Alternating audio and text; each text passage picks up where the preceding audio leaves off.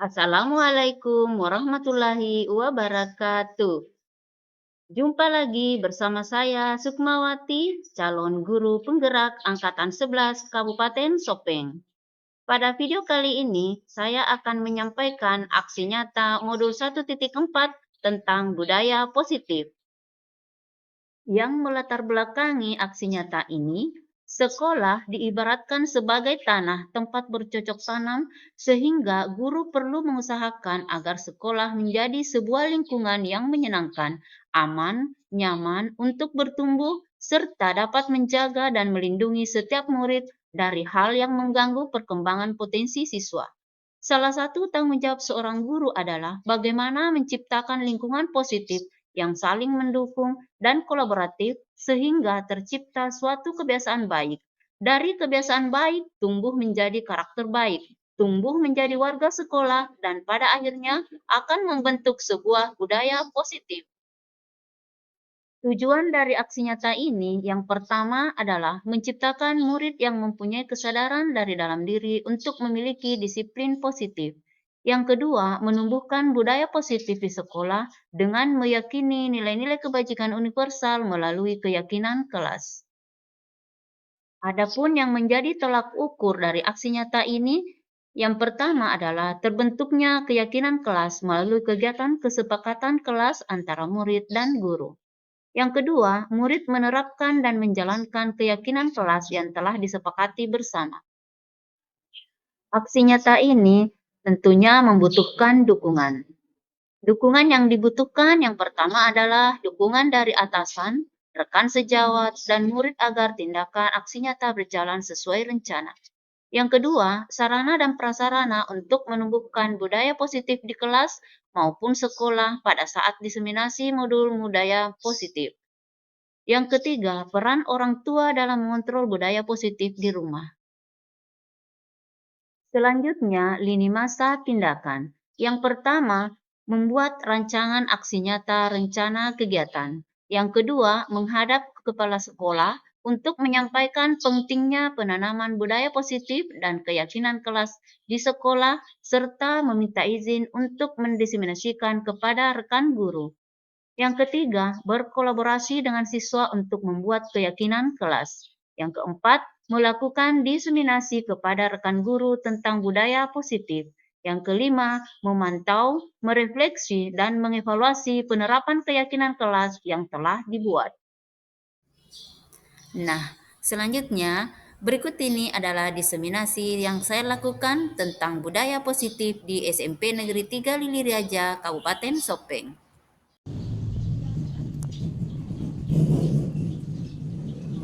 Assalamualaikum warahmatullahi wabarakatuh. Yang terhormat Bapak Kepala Sekolah SMP Negeri 3 Lili Raja, yang saya hormati Ibu Pembawa Materi Diseminasi, Ibu Sukmawati SPD, yang saya hormati Bapak Ibu Guru Tenaga Pendidik dan Kependidikan SMP Negeri 3 Lili Raja. Pertama-tama, marilah kita bersama-sama memanjatkan puji syukur kehadirat Allah Subhanahu wa Ta'ala atas limpahan rahmat-Nya kepada kita sekalian, sehingga pada hari ini kita memenuhi undangan Ibu Sukmawati guna memaparkan materi tentang budaya positif. Salawat dan salam kita kirimkan ke junjungan Nabi Muhammad SAW, Nabi sebagai uswatun hasanah. Baik, perkenankan saya Risnawati sebagai moderator menyampaikan susunan acara kita pada hari ini. Pertama yaitu pembukaan, yang kedua adalah arahan dari Bapak Kepala Sekolah, kemudian yang ketiga adalah acara inti yaitu penyampaian materi diseminasi modul 1.4 budaya positif oleh Ibu Sukmawati. Baik, untuk menghargai waktu, marilah kita bersama-sama membuka acara ini dengan mengucapkan basmalah. Kita melangkah ke acara kedua. Mari kita dengan bersama mendengarkan arahan dan bimbingan dari Bapak Kepala Sekolah SMP Negeri 3 Lili Raja. Kepada Bapak dipersilahkan dengan hormat. Terima kasih Bu. Bismillahirrahmanirrahim. Assalamualaikum warahmatullahi wabarakatuh. Ya, yang saya hormati protokol, yang membawa materi GGP hari ini, dan teman-teman guru dan staf. Ya, itu bersyukur kita panjatkan kepada Allah Ta'ala, ya, karena tentu ya atas isinya jualan, ya, sehingga ya kita ya, bisa hadir ya, mengikuti suatu kegiatan yang intinya nanti diharapkan ya membawa suatu manfaat ya, kepada kita semua. Ya, juga tak lupa kita kirimkan salam taslim kepada junjungan kita Nabi Muhammad sallallahu alaihi wasallam. Ya, pertama-tama tentu ya ucapan terima kasih kepada teman kita CGP yang melaksanakan kegiatan diseminasi ya, dan tentu ini punya tujuan.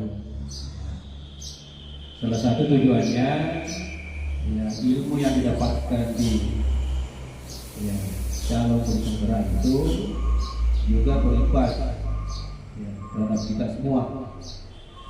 Artinya dia mewakili kita dari sekian banyak ini guru yang belum atau tidak bersyarat atau tidak mengikuti guru penggerak ya. Jadi diharapkan ya bukan hanya dia yang mendapatkan ilmu ya. Yang kedua tentu yang kami sampaikan ya itu tentang budaya positif. Kata budaya ya orang biasa mengartikan kebiasaan, hal-hal yang selalu dilakukan. Biasa kita dengar budaya, sudah membudaya ya, sudah membudaya. Dan biasanya kalau mengatakan budaya suatu kebiasaan yang positif ya. Kalau budaya yang tidak positif tidak secara disebutkan.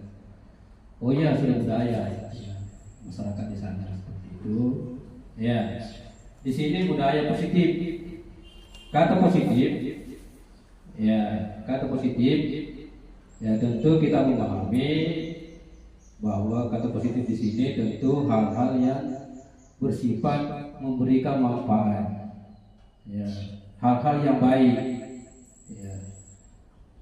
Terbalik kalau negatif ya, kalau negatif itu tercela ya, hal-hal yang tidak bagus ya. Ya di sini nanti ya Ibu Sukmawati SPD IR ya akan menyampaikan hal-hal yang didapatkan di ya pendidikan guru penggerak ya. Nah intinya tadi itu bahwa apa yang didapatkan itu menjadi wajib hukumnya juga disampaikan kepada teman-teman yang lain ya. Jadi itu wajib hukumnya, tanda kutip. Tentu diharapkan apa yang disampaikan itu ya teman-teman akan mendapatkan ya, akan mendapatkan ilmu seperti yang didapatkan guru penggerak, meskipun kita ini tidak ikut di sana, ikut belajar ya, kan begitu ya. Jadi nanti akan menjelaskan, memaparkan budaya-budaya positif seperti apa yang maksud ya, termasuk ya kalau di kelas itu ya dengan implementasi kurikulum yang sekarang ya, itu diharapkan betul-betul apa yang kita lakukan di kelas itu menjadi kebutuhan siswa ya, dan memperlukan siswa sesuai dengan kebutuhannya, termasuk ya dalam hal pembelajaran ditekankan ya diferensiasi. Diferensiasi itu dari kata different ya, bahasa Inggris. Different itu berbeda. Diferensiasi mungkin bisa diartikan memahami keragaman siswa di dalam kelas. Ya, sehingga siswa merasa semua terpenuhi hak-haknya dalam pembelajaran. Ya, nanti ada beberapa materi yang akan diberikan dan saya harapkan teman-teman mengikuti dengan baik ya apa yang disampaikan nanti, karena itu juga akan menjadi wajib hukumnya yang harus disampaikan, menjadi wajib hukumnya dilaksanakan setelah itu di kelas. Jadi itu ya, jadi kita ini ya, tidak berpayah-payah ikut kegiatan penggerak, tetapi kita bisa juga mendapatkan ilmu dari guru penggerak teman yang mengikuti kegiatan ini. Ya mungkin hanya itu yang saya mau sampaikan, dan saya harapkan betul-betul disimak dengan baik, berpartisipasi dan menjadikan kesempatan untuk mendapatkan ilmu apa yang didapatkan dari guru penggerak. Ya, saya kira seperti itu, dan selamat mengikuti kegiatan, dan mudah-mudahan ini memberikan manfaat yang besar secara pribadi maupun secara lembaga, termasuk ke anak kita sebagai objek ya, objek belajar apa yang kita lakukan di sekolah. Saya kira seperti itu, dan kita berharap ya diberikan ya kesempatan ini hal-hal yang betul ya kita ikuti dengan baik, yang kita niatkan apa yang kita dapatkan, yang kita akan menerapkan sesuai dengan apa yang menjadi tujuan dari kegiatan ini. Wabillahi taufiq wal hidayah. Wassalamualaikum warahmatullahi wabarakatuh. Kepada Bapak diucapkan banyak terima kasih. Selanjutnya kita melangkah ke acara inti, yaitu penyampaian materi diseminasi modul 1.4 Budaya Positif oleh Ibu Sukmawati SPD GR. Sesuai dengan arahan Bapak Kepala Sekolah, mari kita saksikan atau menyimak bersama-sama secara aktif. Saya persilakan kepada Ibu Sukmawati. Yang terhormat Bapak Kepala Sekolah SMP Negeri 3 Liliriaja, yang saya hormati Ibu Wakil Kepala Sekolah SMP Negeri 3 Liliriaja, yang dalam hal ini juga berperan sebagai moderator. Yang saya terhormati pula rekan-rekan guru serta staf tata usaha yang sempat hadir di tempat ini guna mengikuti kegiatan diseminasi ini. Pertama-tama, marilah kita senantiasa mengucapkan syukur alhamdulillah kepada Tuhan Yang Maha Esa yang telah melimpahkan rahmat-Nya, yang telah memberikan nikmat kesehatan kepada kita semua, sehingga pada pagi hari ini kita bisa berkumpul di tempat ini guna mengikuti kegiatan diseminasi modul 1.4 tentang budaya positif. Salam dan taslim tak lupa pula kita kirimkan kepada junjungan Nabi besar Muhammad SAW, Nabi yang merupakan rahmatan lil alamin. Dan semoga di kemudian di yaumil akhir kita semua mendapatkan syafaatnya. Amin ya rabbal alamin. Bapak Ibu sekalian, sebelum kita melangkah lebih jauh, izinkan saya untuk mengucapkan rasa terima kasih saya kepada Bapak Ibu guru sekalian yang telah hadir mengikuti undangan saya untuk mengikuti kegiatan diseminasi modul 1.4 tentang budaya positif.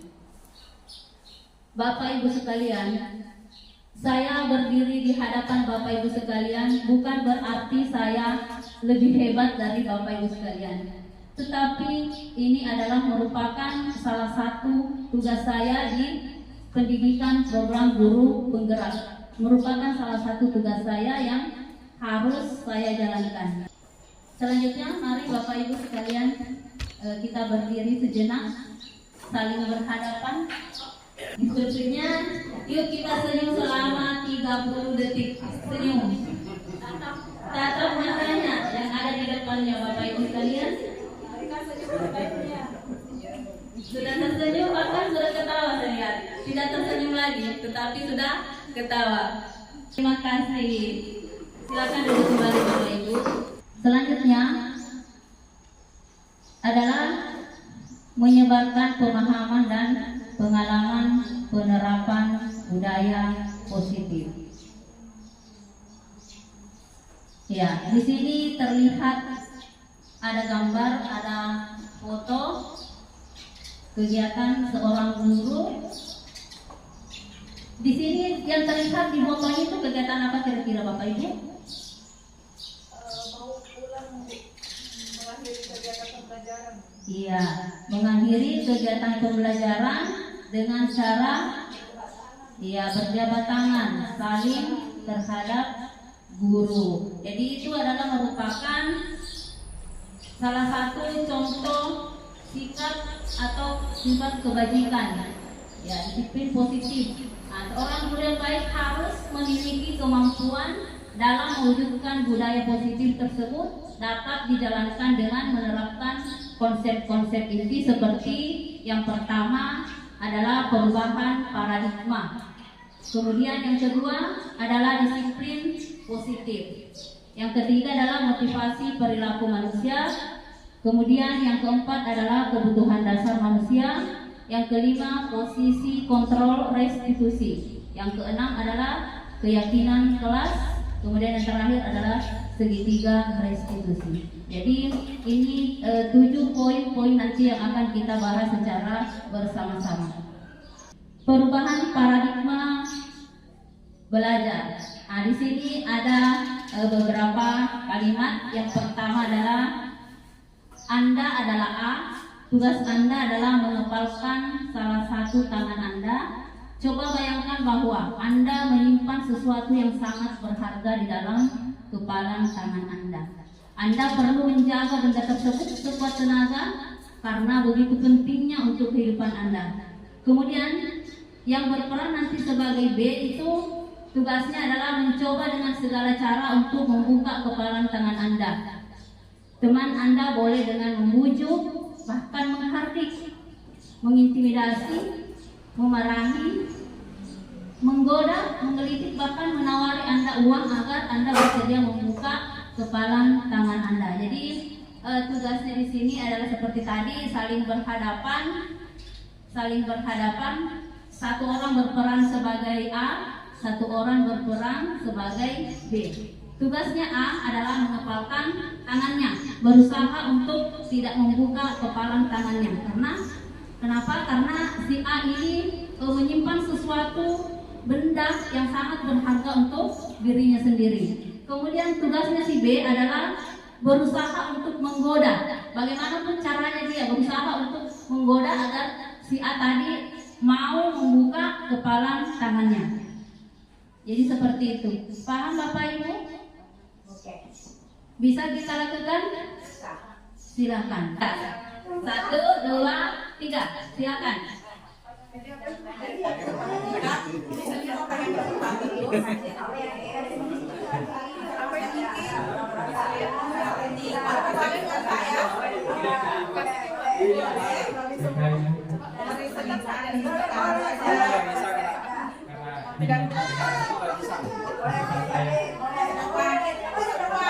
Masa depan saya juga.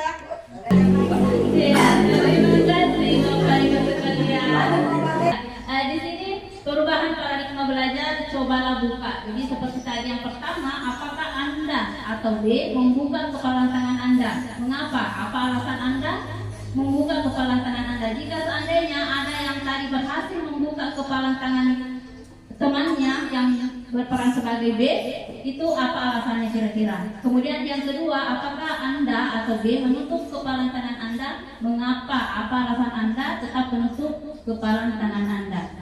Yang ketiga, dalam kegiatan ini sesungguhnya siapa yang memegang kendali atau kontrol untuk membuka atau menutup kepala tangan Anda?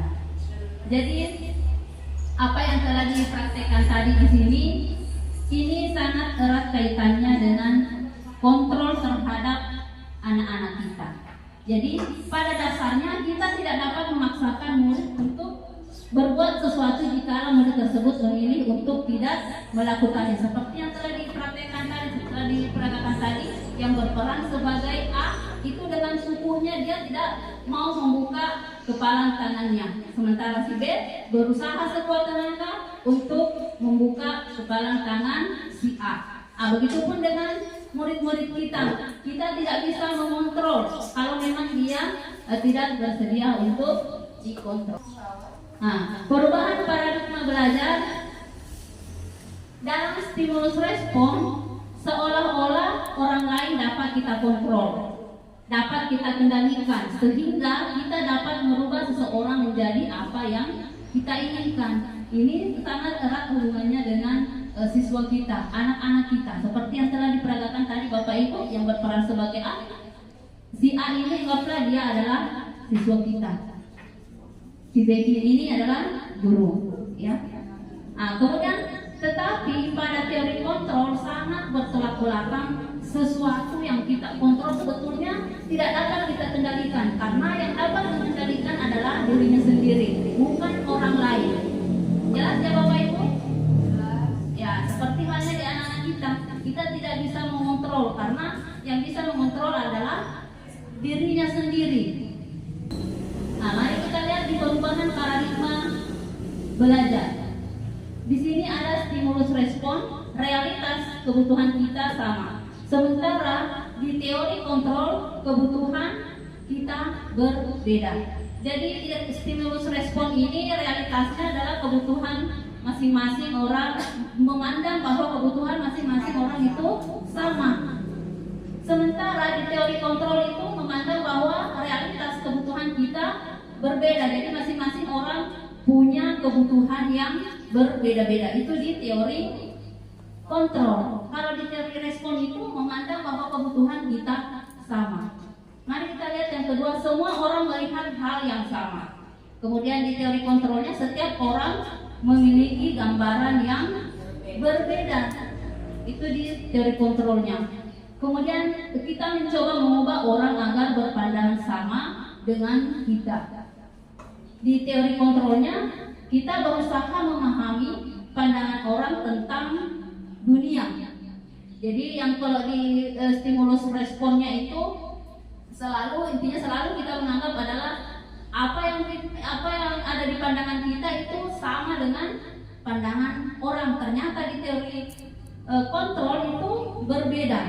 Pandangan yang kita punya dengan pandangan orang lain itu berbeda.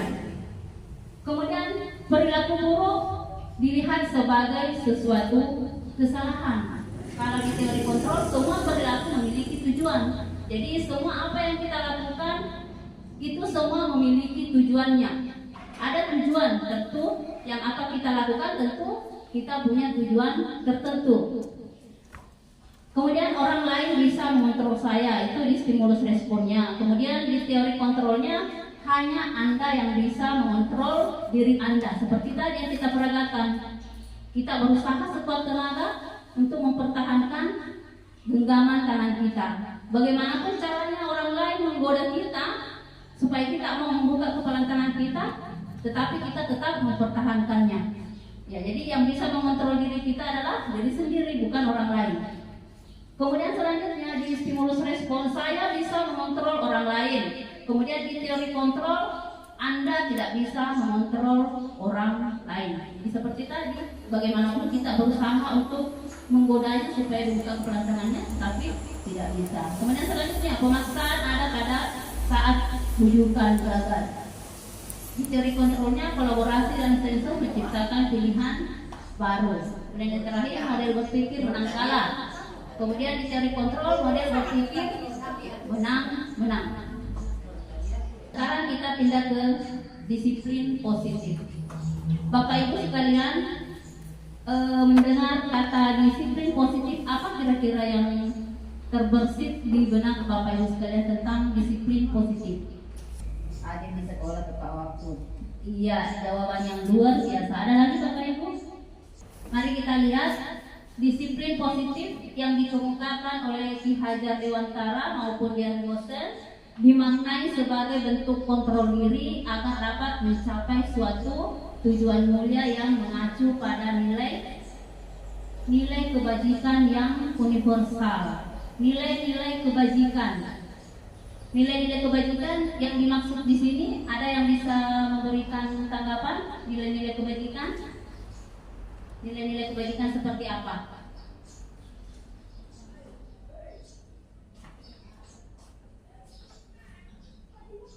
Nilai-nilai kebajikan yang universal artinya nilai-nilai yang kita yakini bersama. Tadi sudah disebutkan salah satunya oleh Ibu Ambar, contohnya adalah hadir tepat waktu. Mudah-mudahan ini adalah budaya atau menjadi nilai kebajikan yang kita yakini secara bersama atau universal di ruangan ini. Kemudian nilai-nilai yang lain, misalnya saling menghargai, saling menghormati, saling mendengarkan, dan nilai-nilai kebajikan yang lain yang menjadi nanti universal di kelompok kita. Terima kasih. Iya, terima kasih, jawaban yang luar biasa. Mari kita kasih applause dulu untuk teman kita. Ya, jadi seperti yang disampaikan tadi oleh Ibu Risna bahwa nilai-nilai kebajikan yang universal, maksudnya di sini bahwa nilai-nilai yang kita sudah yakini bersama secara universal itu artinya bahwa semua orang paham, semua orang tahu dimanapun kita berada, bahkan sampai di luar negeri. Misalnya nilai kebajikan tentang kegotong royongan. Siapa sih yang tidak suka gotong royong? Siapa sih yang tidak suka berkolaborasi? Tentu orang suka semua. Misalnya saling menghormati, itu adalah termasuk salah satu nilai-nilai kebajikan. Saling menghormati di dunia manapun orang pasti suka, yang universal artinya semua orang bisa tahu di negara manapun kita berada. Misalnya saling menghormati, salah satu contoh saling menghormati, pasti orang senang kalau dihormati, dihargai, saling menyayangi.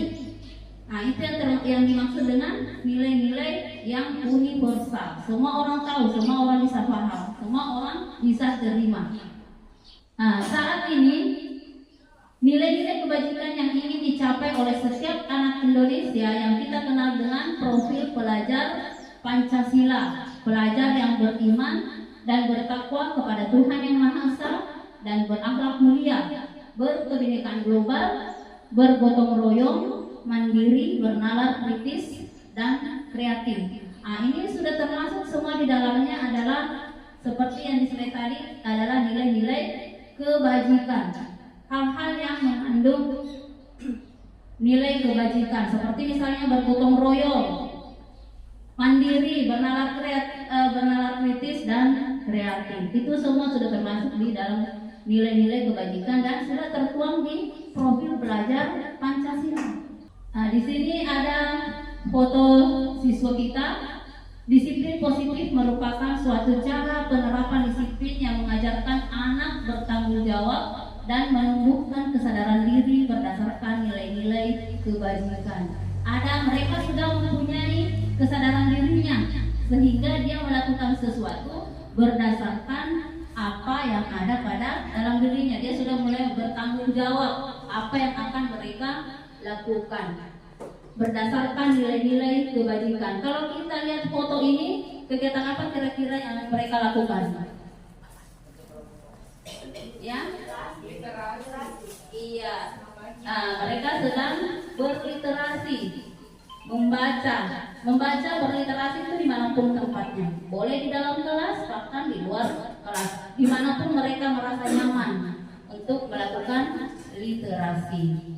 Berdasarkan nilai-nilai kebajikan yang mereka punya, karena dia tidak dipaksa untuk melakukan nilai-nilai kebajikan ini. Berdasarkan daripada dorongan dari dalam dirinya sendiri.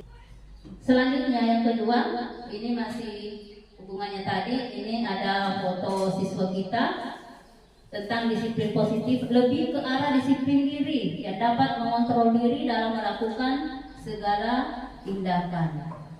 Ya, mengontrol dirinya sendiri. Jadi bukan orang lain yang mengontrol, tetapi dirinya sendiri untuk melakukan suatu tindakan. Kemudian selanjutnya disiplin positif. Selanjutnya di sini ada dua gambar yang saya tampilkan. Disiplin dari dapat membuat murid memahami dan menyadari berdasarkan motivasi internal, bukan akibat paksaan atau pujian ataupun hukuman. Nah, di sini mereka melakukan disiplin diri berdasarkan motivasi internal. Ya, jadi motivasi internal itu artinya bahwa mereka mempunyai motivasi yang timbul dari dalam dirinya, bukan berdasarkan paksaan. Jadi mereka melakukan sesuatu itu berdasarkan apa yang sudah menjadi keputusannya sendiri, bukan karena dipaksa. Nah, bukan ataukah misalnya dia melakukan seperti ini karena dia berharap dipuji sama orang lain ataupun dia menghindari hukuman misalnya. Ya, selanjutnya kita masuk di motivasi perilaku manusia. Seperti yang disampaikan oleh Dian Gosen dalam bukunya Restitusi School Discipline, menyatakan ada 3 motivasi perilaku manusia. Motivasi perilaku manusia. Apa kira-kira yang terbersit di dalam pikiran Bapak Ibu sekalian tentang motivasi perilaku manusia? Motivasi untuk melakukan kegiatan yang lebih baik atau bermanfaat. Iya, jawaban yang luar biasa. Ada lagi Bapak Ibu? Motivasi perilaku manusia. Kita melakukan sesuatu, tentu ada motivasi yang melatar belakanginya. Misalnya melakukan sesuatu apa, pasti ada tujuan yang ingin dicapai. Nah, di sini ada 3 motivasi perilaku manusia. Motivasi yang paling rendah adalah untuk menghindari ketidaknyamanan atau hukuman yang bersifat eksternal. Kemudian motivasi terendah yang kedua adalah untuk mendapatkan imbalan atau penghargaan dari orang lain. Ini masih bersifat eksternal. Kemudian motivasi yang paling tinggi di sini adalah yang ketiga, untuk menjadi orang yang mereka inginkan dan menghargai diri sendiri dengan nilai-nilai yang mereka percaya. Nah, ini yang bersifat internal. Seperti tadi yang dilakukan oleh siswa kita. Mari kita lihat yang pertama. Seseorang melakukan suatu perbuatan, tentu ada yang melatar belakang. Kalau boleh saya tanya Bapak Ibu datang ke sekolah lebih awal, tentu ada motivasi yang melatar belakanginya. Apa kira-kira Bapak Ibu? Apa kira-kira yang melatar belakanginya? Misalnya kita datang lebih awal ke sekolah. Ada kira-kira yang melatar belakanginya? Coba dipilih yang ketiganya ini.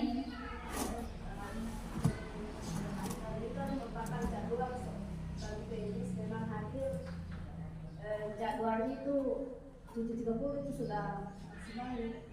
Karena kalau di atas itu kita sudah terlambat, itu datang ke tempat ini.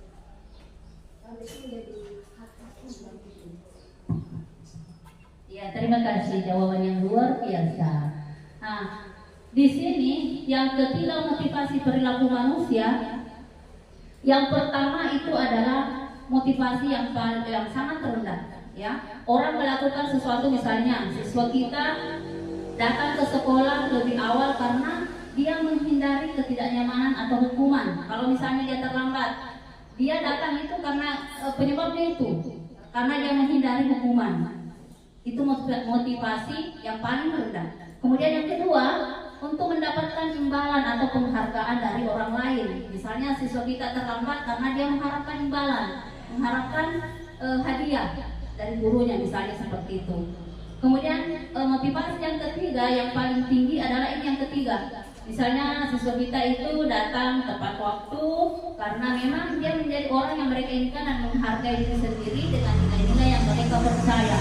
Artinya dia sudah memang orang wataknya seperti itu. Jadi dia tidak berada di posisi 1 dan 2. Selanjutnya, di sini ada identitas gagal, kemudian ada identitas sukses, hukuman, konsekuensi, dan restitusi. kaitannya dengan disiplin. Hukuman sesuatu yang menyakitkan harus terjadi. Saya kasih contoh. Misalnya ada siswa kita, salah satu siswa kita terlambat. Misalnya dia terlambat 20 menit lah. Jam pembelajaran sudah dimulai, kemudian dia baru datang. Seorang guru memberikan hukuman, misalnya memberikan hukuman disuruh lari keliling lapangan sebanyak 5 kali misalnya. Itu adalah hukuman. Kemudian konsekuensinya, apa kira-kira konsekuensinya kalau seperti itu? Ya, sesuatu harus terjadi. Apa kira-kira konsekuensinya? Ya, jadi konsekuensinya itu, kalau hukuman tadi, hukuman itu dia memberikan hukuman yang tidak ada hubungannya, memberikan hukuman yang tidak ada hubungannya. Orang terlambat tidak mesti harus disuruh keliling lapangan.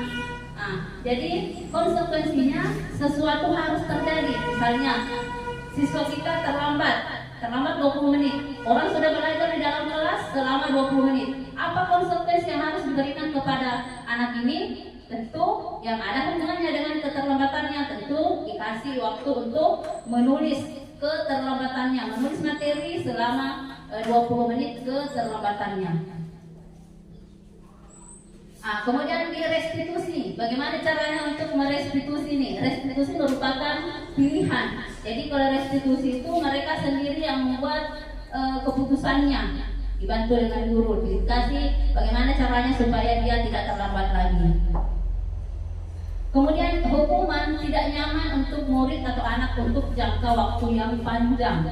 Kalau hukuman itu mereka bahkan bisa yang lebih parah itu adalah menjadi pendendam. Anak bisa menjadi pendendam dalam jangka waktu yang panjang. Karena kenapa? Kalau dihukum itu anak pasti dia akan teringat sampai mungkin bahkan bisa sampai punya anak cucu, bisa dia ingat sampai dalam jangka waktu yang panjang. Itu kalau hukuman. Misalnya, waktu saya sekolah di SMP ini saya pernah dikasih hukuman disuruh lari keliling lapangan. Itu dia akan teringat terus sampai dalam jangka waktu yang panjang. Kemudian konsekuensi tidak nyaman untuk murid anak untuk jangka waktu yang pendek. Itu bedanya. Kalau konsekuensi waktunya pendek, kalau hukuman itu jangka waktunya panjang. Iya, konsekuensi tidak nyaman untuk murid untuk jangka waktu yang pendek. Apa tadi konsekuensinya kalau dia terlambat? Tadi konsekuensinya dia hanya disuruh menulis, menulis materi yang ketinggalan. Begitu bedanya antara konsekuensi dengan hukuman. Kalau hukuman itu biasanya kita memberikan hukuman tidak ada hubungannya. Orang terlambat disuruh lari keliling lapangan. Yang tidak ada hubungannya. Itu bisa diingat jangka waktu yang panjang. Kalau konsekuensi sesuatu yang harus terjadi seperti itu tadi. Kemudian di restitusinya itu kita mengarahkan anak untuk membuat pilihannya sendiri. Kalau kamu terlambat lagi, apa kira-kira yang harus kamu lakukan? Dia sendiri yang membuat keputusannya sendiri. Membuat restitusi memuatkan untuk murid atau anak dalam jangka waktu yang panjang. Karena kenapa? Dia sudah bisa memanage dirinya sendiri. Sudah bisa memanage dirinya sendiri kalau di restitusi. Jadi seperti itu Bapak Ibu. Selanjutnya adalah kebutuhan dasar manusia. Kebutuhan dasar manusia. Ini ada kata kalimat kebutuhan dasar manusia. Apa kira-kira yang terbersit di benak Bapak Ibu sekalian tentang kebutuhan dasar manusia? Ada yang mau memberikan tanggapan? Kebutuhan dasar manusia. Boleh Ibu Harfiani? Disayangi, disayangi, dihargai dulu. Dihargai. Apa lagi? Dihormati. Kebutuhan apa sanggup untuk memenuhi makan dan minum. Iya, semua Bapak Ibu sudah menjawab. Semua jawabannya luar biasa. Ya, kebutuhan dasar manusia seperti yang telah kita dengarkan tadi dari rekan-rekan semua. Nah, di sini ada kebutuhan dasar manusia ketika seorang murid melakukan suatu perbuatan yang bertentangan dengan nilai-nilai kebajikan atau melanggar peraturan, hal itu sebenarnya dikarenakan mereka gagal memenuhi kebutuhan dasar mereka. Jelas ya Bapak Ibu? Iya Bu. Jelas ya? Nah, jadi kalau misalnya ada siswa kita, murid kita yang melakukan suatu pelanggaran, berarti mereka itu melakukan sesuatu itu karena ada kebutuhannya yang tidak terpenuhi. Ya, nanti kita bahas, nanti kita lihat kebutuhan dasar apa yang tidak terpenuhi. Nah, di sini ada 5 kebutuhan dasar manusia. Yang pertama, kebutuhan bertahan hidup. Yang kedua, kasih sayang dan rasa diterima. Yang ketiga, penguasaan. Yang keempat, kebebasan. Dan yang kelima adalah kesenangan. Mari kita lihat Bapak Ibu, yang pertama, kebutuhan bertahan hidup. Kebutuhan bertahan hidup ini misalnya apa kira-kira? Iya, makan dan minum. Kemudian apa lagi? Iya, pakaian. Kemudian iya, tempat tinggal. Jadi kebutuhan bertahan hidup itu misalnya iya, semua itu adalah termasuk kebutuhan bertahan hidup. Contoh kasus misalnya, contoh kasus misalnya ada seorang anak, biasanya itu ada anak yang membawa bekal, membawa bekal. Kemudian anggaplah misalnya Wahyu merampas makanan temannya, misalnya merampas makanan temannya. Kenapa si Wahyu melakukan hal ini? Mengapa si Wahyu melakukan hal ini? Iya, karena dia butuh bertahan hidup. Karena mungkin saja si Wahyu ini tidak membawa bekal dari rumah, sehingga merampas bekal temannya. Kemudian kasih sayang dan rasa diterima. Kasih sayang dan rasa diterima. Semua kita manusia pasti butuh ini. Kasih sayang dan rasa diterima.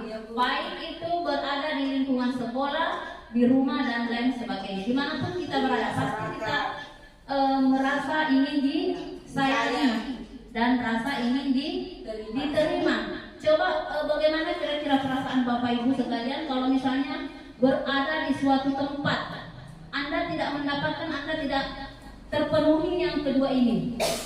Pasti kita merasa tersisih. Ya, pasti kita merasa tersisih karena kita tidak merasa diterima di lingkungan tersebut. Itu salah satu contoh. Kemudian penguasaan. Kebutuhan akan penguasaan. Contoh seperti kasus tadi si Wahyu tentang makanan temannya. Biasanya ada anak itu melakukan seperti itu karena dia senang melihat ekspresi muka temannya kalau dia merampas makanan temannya. Dia hanya ingin lucu-lucuan saja. Dia ingin melihat temannya itu ekspresinya bagaimana, karena dia ingin merasa diperhatikan, merasa dia menguasai temannya. Ciri-ciri yang seperti ini adalah seperti misalnya siswa senang dengan menjadi seorang pemimpin. Dia senang kalau menjadi pemimpin, menguasai seseorang atau menguasai lingkungannya. Kemudian kebebasan. Kebebasan di sini misalnya seorang anak seperti tadi lagi-lagi yang merampas makanan temannya itu. Karena kenapa? Mungkin saja si Wahyu ini membawa bekal dari rumahnya yang itu saja, mulai hari pertama sampai 1 minggu itu terus nasi putih, telur dadar misalnya, seperti itu. Kenapa dia melakukan seperti itu? karena dia ingin mendapatkan kebebasan, ingin mencoba segala sesuatunya supaya dia tidak bosan. Kemudian yang terakhir adalah kesenangan. Semua kalau saya tanya Bapak Ibu sekalian pasti mempunyai kesenangan tersendiri. Senangnya apa? Ya, apa kesenangannya? Beli sepatu. Ya, ada kesenangannya suka beli sepatu. Rekreasi. Iya, rekreasi itu adalah merupakan kesenangan. Jadi itu semua merupakan kebutuhan. Iya, makan di warung, jajan, makan bersama sama teman-teman sekolah atau tetangga misalnya.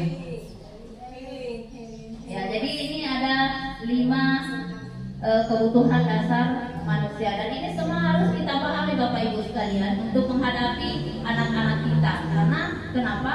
Mereka melakukan sesuatu itu karena berdasarkan kebutuhan yang ini.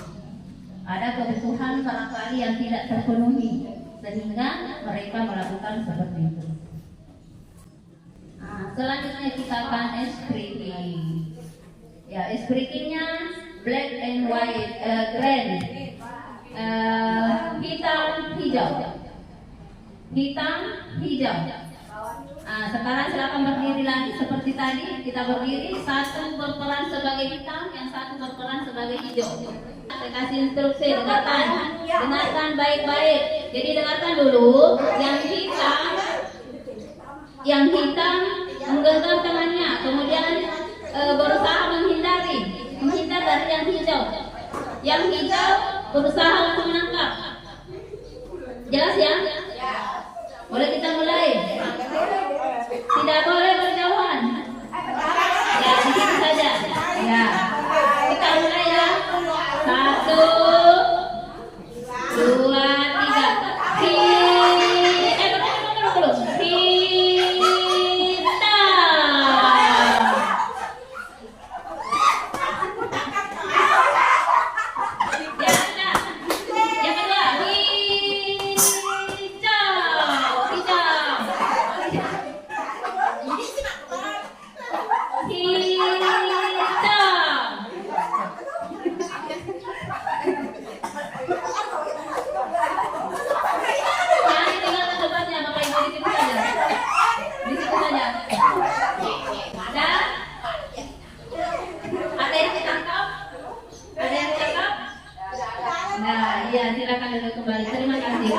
Kemudian selanjutnya kita melangkah ke posisi kontrol restitusi. Bapak Ibu sekalian, di sini ada 5 posisi kontrol. Yang pertama adalah guru sebagai penghukum. Kemudian yang kedua, membuat merasa bersalah. Kemudian yang ketiga, sebagai teman. Yang keempat, sebagai pemantau. Yang kelima adalah sebagai manajer. Jadi yang kelima-limanya ini adalah merupakan posisi kontrol yang kita miliki. Yang pertama, mari kita lihat penerapannya sebagai posisi penghukum.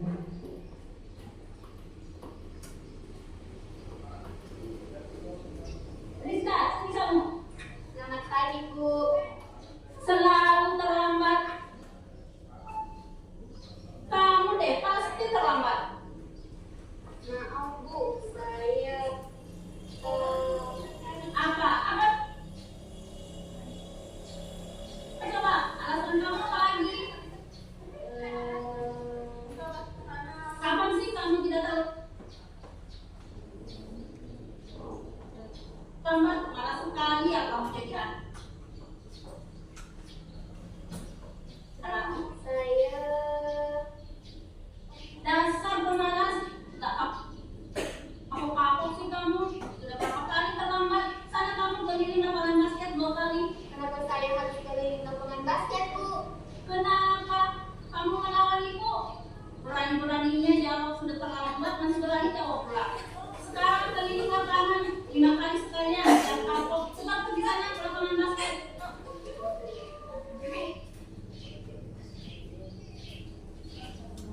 Iya, Bapak Ibu, kita tadi sudah melihat kita sebagai guru yang berada di posisi penghukum. Ya, posisi penghukum ini biasanya nada bicaranya menghardik, menunjuk-nunjuk, kemudian berkaca pinggang, membentak, kemudian menyakiti dan menyindir. Hukuman ini bisa berupa fisik maupun psikis. Bisa saja menyentuh siswa. Ya. Kemudian dampak-dampak yang ditimbulkan oleh posisi penghukum ini. Yang pertama, murid menjadi pendendam. Ya, kalau misalnya kita memperlakukan anak kita seperti itu, mereka bisa saja menjadi pendendam. Kemudian murid bisa memberontak. Kemudian tidak menyukai guru mata pelajaran yang diampu. Jadi kalau misalnya kita melakukan seperti itu, bisa saja anak ini tidak menyukai kita. Ya, tidak menyukai guru mata pelajaran yang diampu. Jadi mata pelajaran apapun yang kita ampu, mereka tidak menyenanginya. Selanjutnya kita lihat di posisi yang kedua, pembuat merasa bersalah.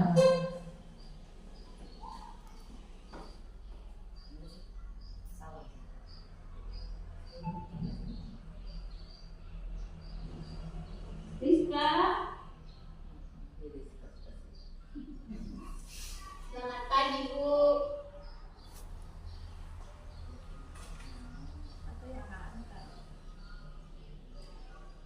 Rizka,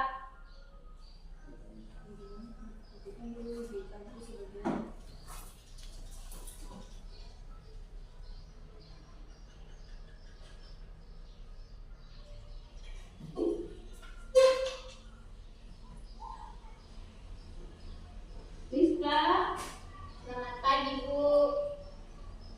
Rizka, kamu kenapa terlambat lagi nak? Ya Tuhan Rizka, kamu senang ya bikin ibu susah ya?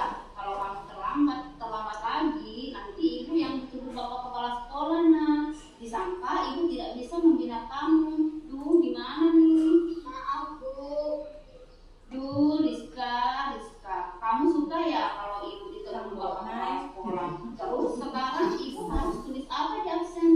Ini kamu sudah sering terlambat loh. Ibu harus apa coba? Maaf Bu, maaf sekali. Ya sudah, lain kali jangan bikin ibu susah lagi ya nak. Ibu tidak kuat lagi, bisa jantungan kalau ditegur bapak kepala sekolah. Sana cepat ke kelas. Maaf ya Bu, maaf sekali.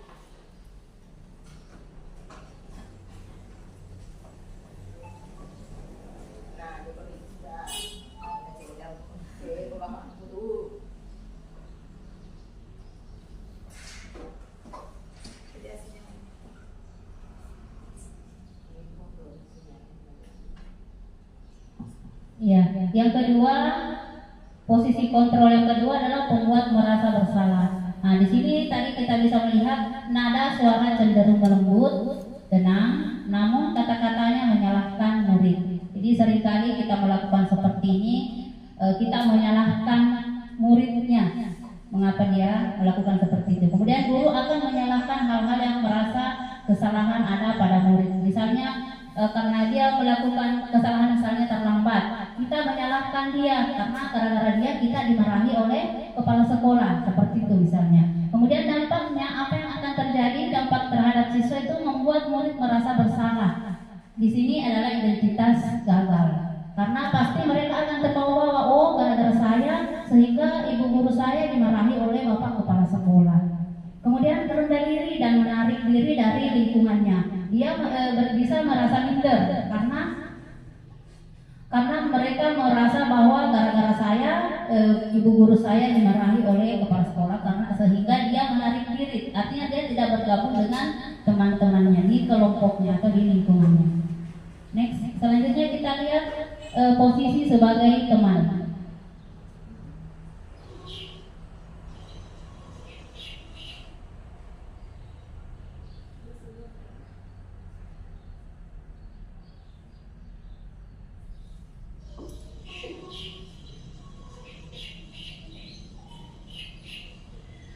Rizka, sini kamu. Selamat pagi Bu. Wah, sudah jam berapa Nina? Terlambat lagi ya sayang. Iya Bu, habis ibu saya lupa membangunkan saya Bu. Kamu malah berat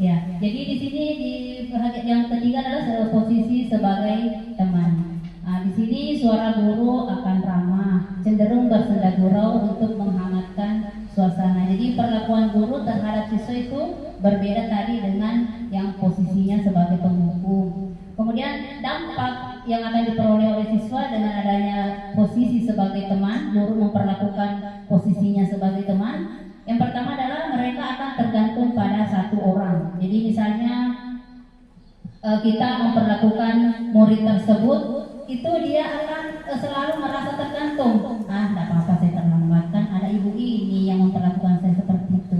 Ya, jadi seperti itu. Kemudian murid tidak mandiri dan tidak bisa berpikir untuk dirinya sendiri karena dia sudah tergantung dengan satu orang saja. Selanjutnya mari kita lihat Bapak Ibu untuk yang keempat, posisi sebagai pemantau.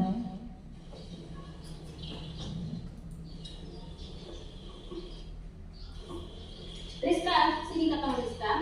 Selamat pagi, Ibu.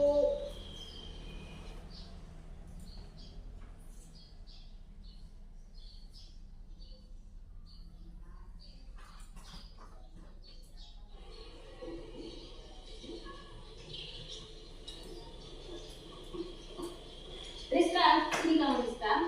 Selamat pagi, Bu. Apa peraturan sekolah kita tentang jam berapa kita harus masuk sekolah, nak? Kita harus di sekolah jam 7, Bu. Iya betul, sekarang sudah jam 7.20. Rizka, sudah tahu konsekuensinya jika terlambat hadir? Paham, Bu. Saya harus tinggal di kelas, Bu, 20 menit pas jam istirahat. Iya benar, konsekuensinya demikian. Jadi nanti jam 9.30 pas istirahat kamu harus tinggal di kelas untuk mengerjakan tugas tambahan untuk ketertinggalan kamu ya. Baik, Bu.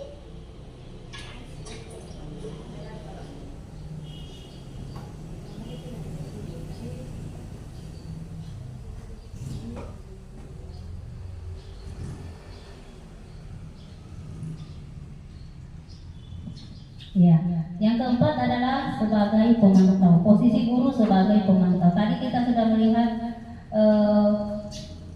video tentang seorang guru yang memperlakukan dirinya sebagai pemantau.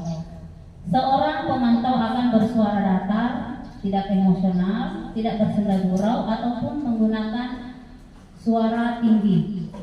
Kemudian tercipta identitas diri positif atau berhasil. Kemudian pemantau perlu senantiasa memantau pada saat murid diberikan sanksi, maka guru pun harus selalu mengawasinya. Nah, dampaknya bisa timbul di terhadap anak itu adalah murid akan menghitung konsekuensi dan hadiah tanpa memahami sepenuhnya nilai kebajikan yang ada. Kemudian tidak sepenuhnya mandiri. Jadi hampir sama tadi yang di ketiga. Selanjutnya mari kita lihat Bapak Ibu yang terakhir sebagai posisi manajer.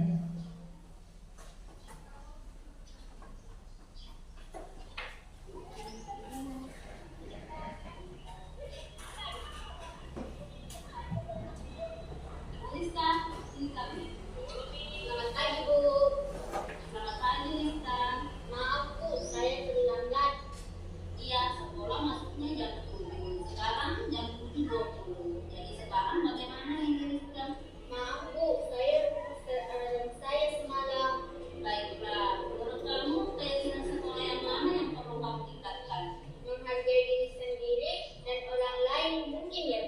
Setuju. Jadi, apakah Rizka meyakini prinsip saling menghormati tersebut? Iya, Bu, saya meyakininya. Apakah Rizka bersedia memperbaiki masyarakat terbaik? Bersedia, Bu. Bagaimana kamu akan memperbaiki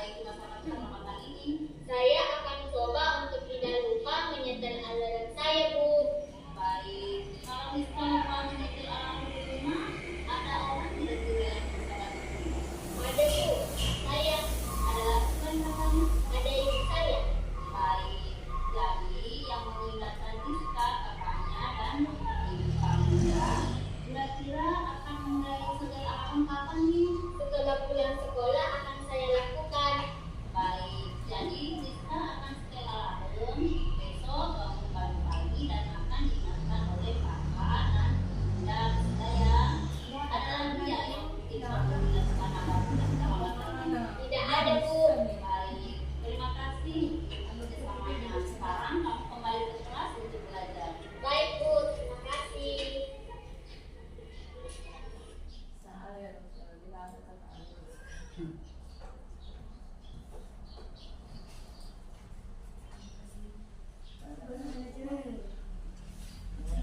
Harus diterapkan.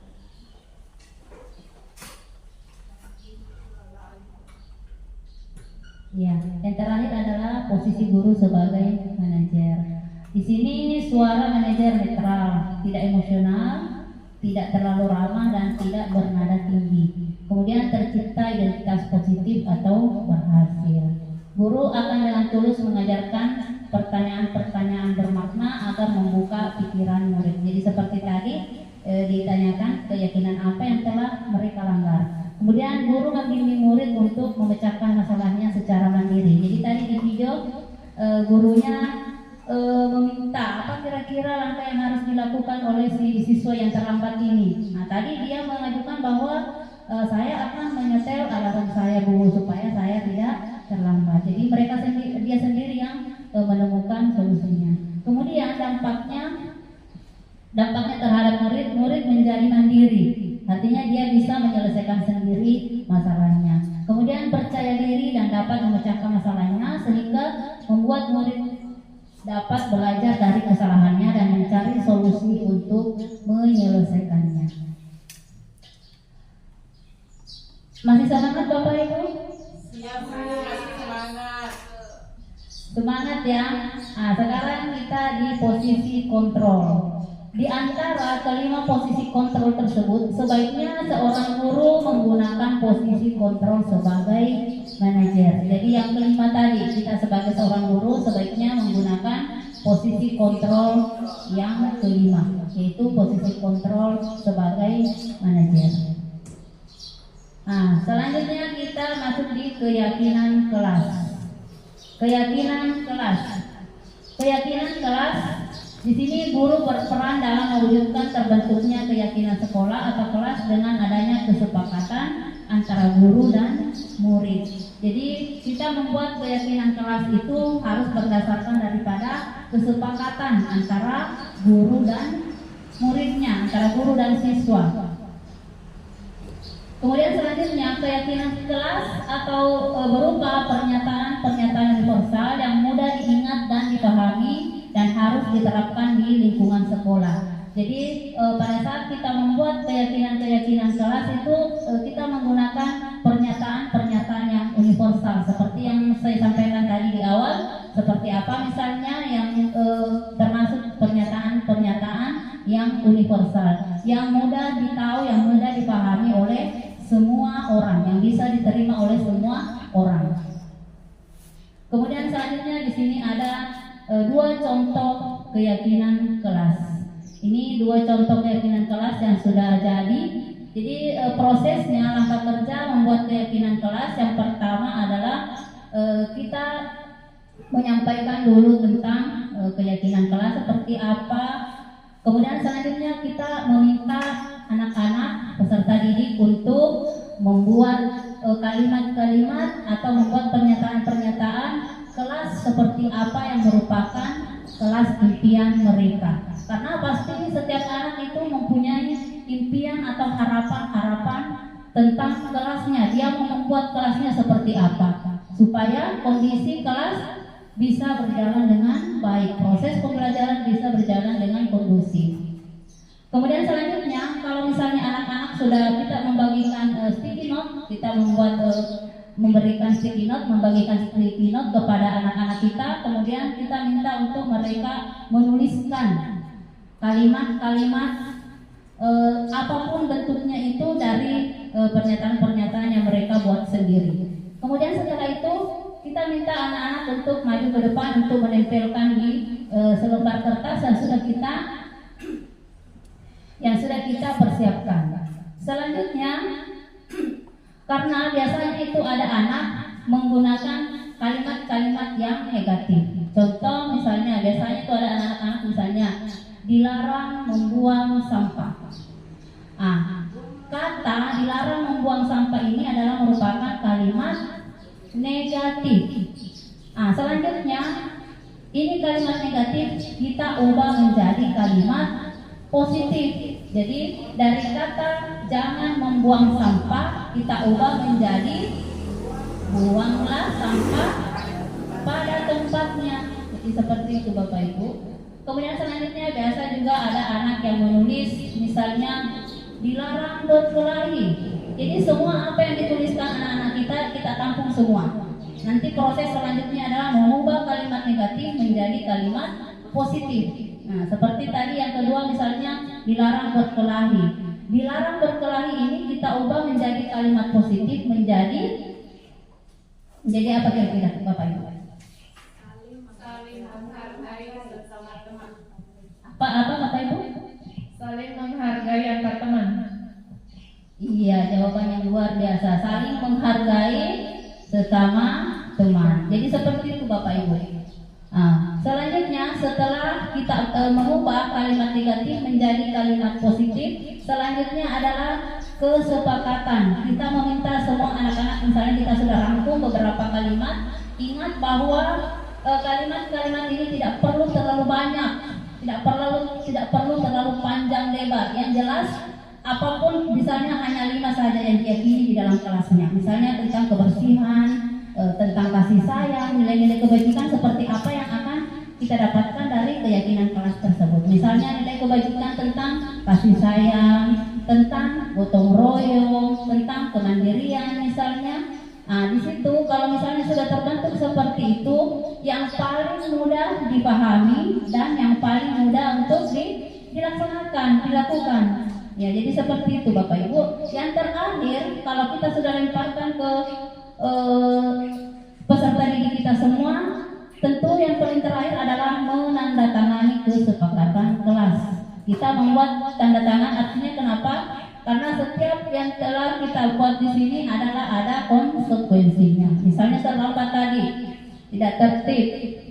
Kalau misalnya terlambat, apa konsekuensinya? Seperti tadi misalnya mencatat mencatat materi yang terlambat tadi. Jadi seperti itu.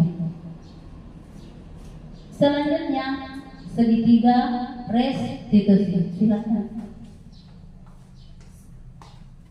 Segitiga restitusi adalah sebuah cara menanamkan disiplin positif pada murid. Restitusi adalah cara proses menciptakan kondisi bagi murid untuk memperbaiki kesalahan mereka sehingga mereka bisa kembali pada kelompok mereka dengan karakter yang lebih kuat. Segitiga restitusi merupakan proses dialog yang dilakukan guru atau orang tua agar dapat menghasilkan siswa atau anak yang mandiri dan bertanggung jawab. Di dalam tahapan segitiga restitusi, di sini ada 3 tahapannya. Yang pertama adalah menstabilkan identitas. Kemudian yang kedua, validasi tindakan yang salah. Yang ketiga adalah menanyakan keyakinan. Nanti kita akan lihat penerapannya. Yang pertama adalah menstabilkan identitas. Menstabilkan identitas berarti mendorong siswa untuk berefleksi bahwa tindakannya salah. Contoh di sini ada contoh kata-kata yang bisa diterapkan dalam menstabilkan identitas. Misalnya kalau anak kita berbuat salah, kita bisa mengatakan seperti ini. Tidak apa-apa berbuat salah, kita bisa menyelesaikan ini. Guru mendorong siswa untuk berefleksi, untuk menyadari bahwa tindakannya salah, lalu membantu siswa memperbaiki kesalahannya tersebut. Kemudian yang kedua, validasi tindakan yang salah. Validasi tindakan yang salah adalah upaya untuk membantu siswa mengidentifikasi kebutuhan dasar yang mendasari mereka melakukan kesalahan. Contoh kalimat yang dapat diterapkan dalam tahapan ini adalah kamu pasti punya alasan mengapa melakukan semua ini. Jadi kita tanyakan. Kemudian yang ketiga adalah menanyakan keyakinan. Menanyakan keyakinan artinya mengajak siswa menemukan cara untuk berperilaku lebih baik dan tidak melanggar tata tertib kelas atau sekolah. Contoh kalimat yang diterapkan dalam tahapan ini adalah apa nilai-nilai yang telah disepakati di kelas atau di sekolah. Jadi kita kembalikan ke anak-anak kita pada saat dia melanggar dikembalikan keyakinan yang telah disepakati bersama. Nah, di sini ada satu Ya, Ibu dengar laporan dari sekolah kamu, katanya kamu habis bertengkar ya dengan Ica. Iya Bu, habis kesal sih. Kenapa kesal? Ica terus-menerus menjauhkan itu pekerjaan saya Bu, bukan hanya TM, terus juga sudah dicontek. Oh begitu. Wajarlah kalau kamu marah dan kesal jika ibu ada di posisi kamu, ibu pasti akan dapat hal yang sama. Iya Bu. Lalu, apa yang harus kamu lakukan terhadap Ica?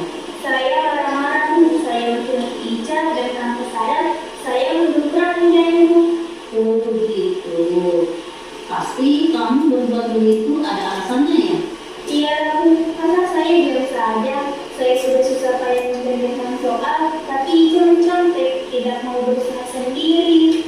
Ya wajarlah kalau kamu merasa marah karena tidak rela pekerjaanmu dicontek begitu saja oleh Ica. Ibu sangat menghargai tindakan kamu yang tidak berbuat lebih buruk dari itu, misalnya memukul. Sekarang coba kita pikirkan tindakan kamu marah sampai membebrak meja. Apa sesuai dengan keyakinan itu? Tidak Bu, Menurut kamu keyakinan keras apa yang dilanggar? saling menghormati antar teman Bu. Ya betul. Menurut kamu saling menghormati antar teman itu penting tidak untuk kamu? Penting Bu. Baik, kalau menurut kamu itu penting, keyakinan apa yang harus kamu lakukan? Kamu bersedia memperbaiki masalah ini? Iya Bu, bersedia. Apa yang akan kamu lakukan untuk memperbaiki masalah ini? Saya harus lebih sabar dan jangan marah. Kalau ada teman yang mencontek, saya akan melakukan kepada guru mata pelajaran atau wali kelas saya Bu. Iya, tepat sekali tindakan kamu. Saya hasil usaha kamu, tetap semangat ya. Sekarang silakan kembali ke kelasmu. Terima kasih Bu. Assalamualaikum. Waalaikumsalam. Ya, jadi untuk dapat menerapkan segitiga restitusi secara maksimal, maka kita pun harus mengubah paradigma yang selama ini terjadi di sekolah. Jika awalnya kita membuat peraturan yang kita anggap sebagai budaya positif hanya satu pihak saja tanpa melibatkan siswa, maka mulai dari sekarang kita harus melibatkan siswa. Libatkan mereka untuk memberikan ide-ide mengenai budaya positif, disiplin positif, keyakinan kelas apa yang mereka dibutuhkan dan diinginkan agar muncul rasa memiliki dan tanggung jawab untuk menjalani apa yang mereka tuliskan sendiri. Ini guru tenang, siswa pun senang, semua jadi menang. Demikian presentasi saya akhiri dengan ucapan alhamdulillahirrahmanirrahim. Assalamualaikum warahmatullahi wabarakatuh. Saya kembalikan ke moderator.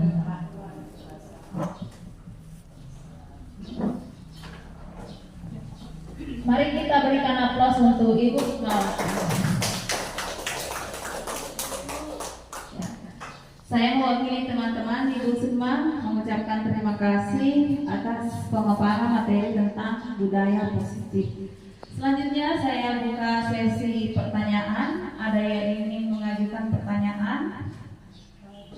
Oke, silakan Pak Wahyu.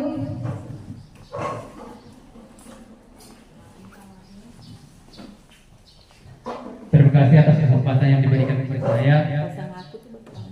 Saya ingin bertanya mengenai keyakinan kelas.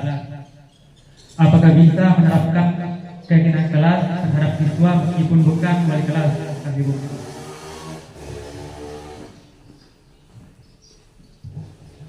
Baik, terima kasih atas pertanyaan dari Pak Wahyu. Apakah masih ada yang ingin bertanya? Oke, kita Pak Wahyu saja dulu ya. Jadi inti dari Pak Wahyu ini latar belakangnya adalah mata pelajarannya adalah PJOK. Jadi kebanyakan Pak Wahyu pasti berinteraksi dengan siswa di lapangan. Jadi beliau bertanya apakah seorang guru yang banyak di lapangan dan bukan wali kelas bisa menerapkan keyakinan kelas sendiri antara dia dengan siswanya. Demikian, silakan Ibu Sukma. Ya, terima kasih atas pertanyaan yang diajukan oleh Pak Wahyu selaku guru mata pelajaran PJOK.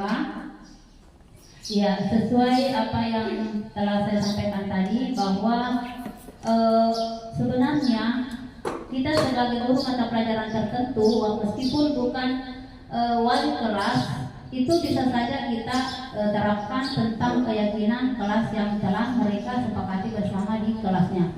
Saya kasih contoh, misalnya Pak Wahyu pada saat itu mengajar olahraga di kelas 7 misalnya.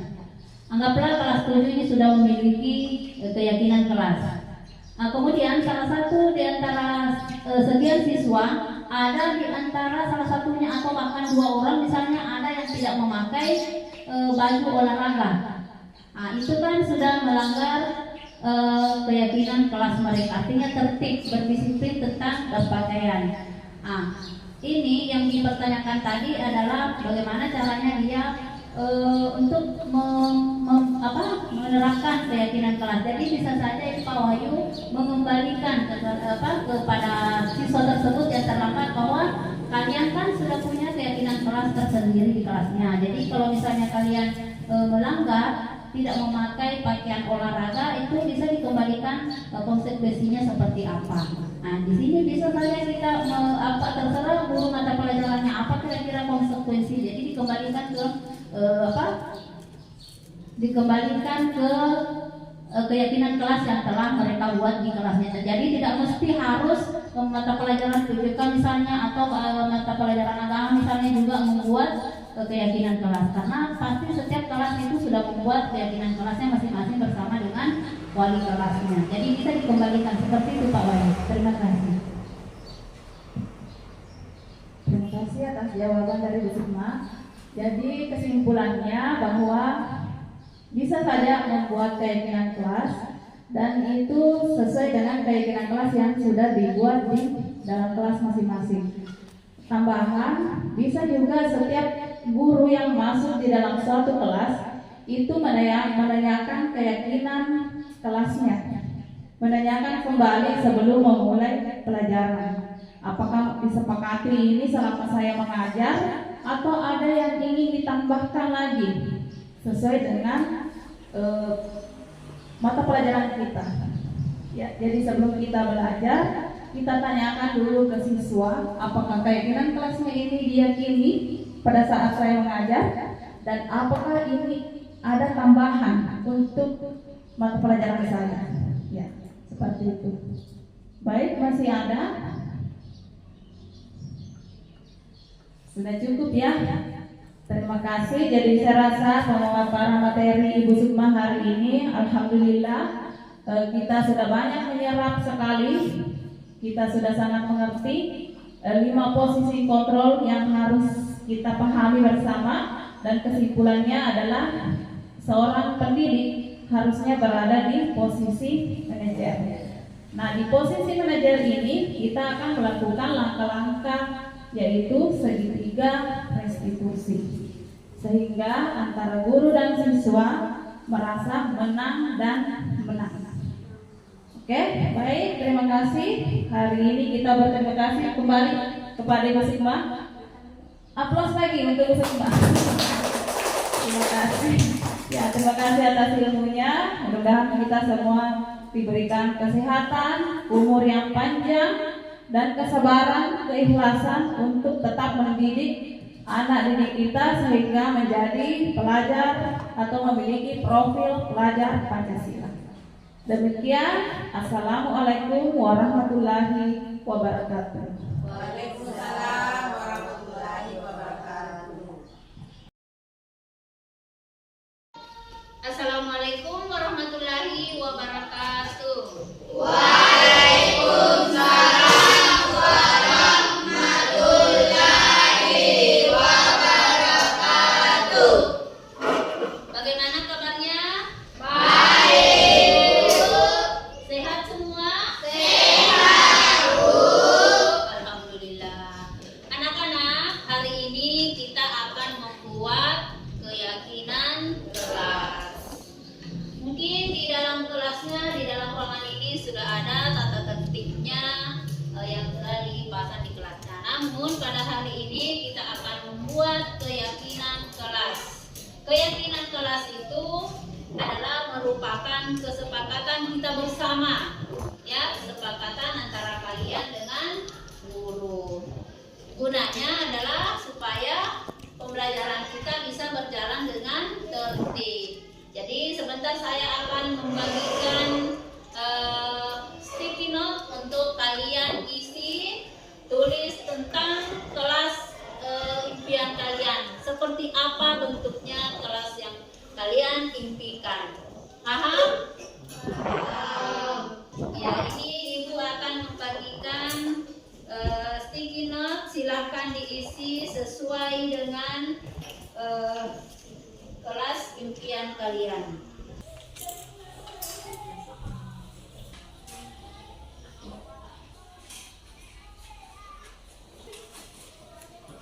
Ya, silakan diisi.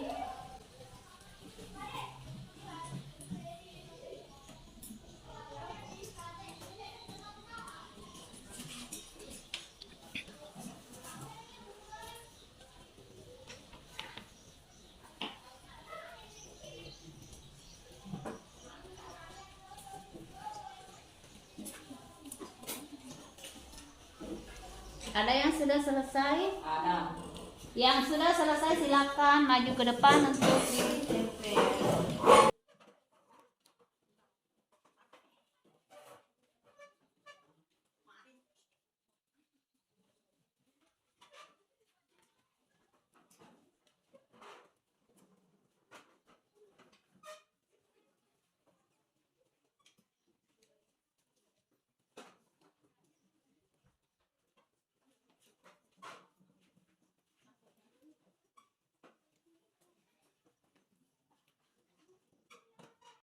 Ya, anak-anak, sekarang kalian sudah semua menulis tentang kelas impian kalian.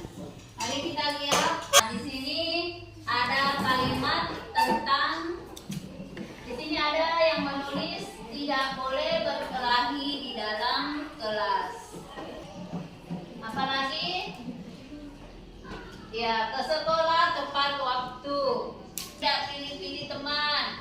Tidak membuli teman, tidak boleh bohong, tidak membuang sampah di sembarang tempat. Ini tadi sudah ada kalimat seperti itu, nanti kita satukan di sini. Jadi di sini sudah ada beberapa kalimat yang kalian telah catat. Nanti kita akan ubah kalimatnya menjadi kalimat positif. Di sini tadi ada yang mengatakan bahwa tidak boleh berkelahi. Ya, tidak boleh berkelahi di sini kita ubah menjadi kalimat positif, menjadi saling menyayangi. Yang ketiga adalah di sini ada yang menulis tidak boleh berbohong. Kata tidak boleh berbohong kita ubah menjadi bersikap jujur. Ya, bersikap jujur. Ini adalah kesepakatan kelas kita yang sudah kita ubah dari kalimat negatif berubah menjadi kalimat positif. Dan ini adalah merupakan nilai-nilai kebajikan. Nilai-nilai kebajikan yang perlu kita terapkan di sekolah. Boleh saya minta tolong satu orang untuk maju membacakan kesepakatan kelas yang telah kita sepakati bersama. Boleh maju ke depan dibacakan ini kesepakatan kelas. 1. Saling menyayangi. 2. Tertib di dalam kelas. 3. Bersikap jujur. 4. Membuang sampah pada tempatnya. 5. Saling tolong menolong. Ya, silakan dulu. Terima kasih. Ya, anak-anak semua, ini kesepakatan kelas yang telah kita catat bersama. Apakah sudah disepakati semua? Sudah disepakati? Setuju semua?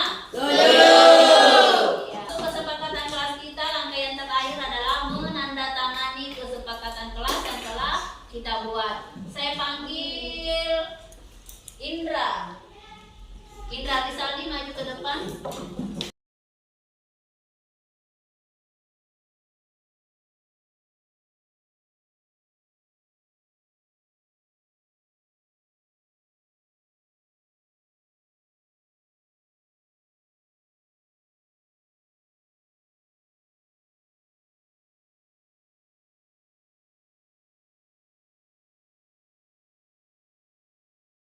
Sudah semua ya?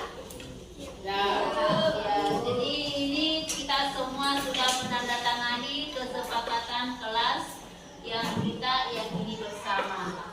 Ya, jadi setelah kita menandatangani berarti bahwa kesepakatan kelas yang telah kita buat ini merupakan menjadi sebuah tanggung jawab untuk kita semua supaya bisa dijalankan. Apa yang telah kita buat bersama itu adalah merupakan keputusan kita bersama dan menjadi tugas kita, tanggung jawab kita untuk melaksanakannya, ya.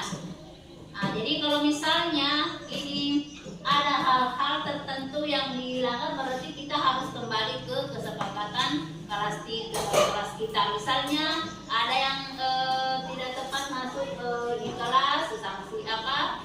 Sanksinya adalah dengan konsekuensinya adalah dengan misalnya mencatat materi yang terlambat, misalnya ada yang tidak tepat waktu datang ke kelas. Jadi saya kira demikian, saya akhiri dengan ucapan alhamdulillahirrahmanirrahim. Assalamualaikum warahmatullahi wabarakatuh.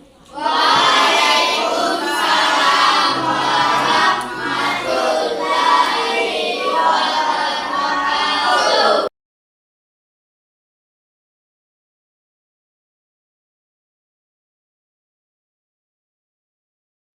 Demikianlah aksi nyata saya. Sekian, terima kasih. Wassalamualaikum warahmatullahi wabarakatuh.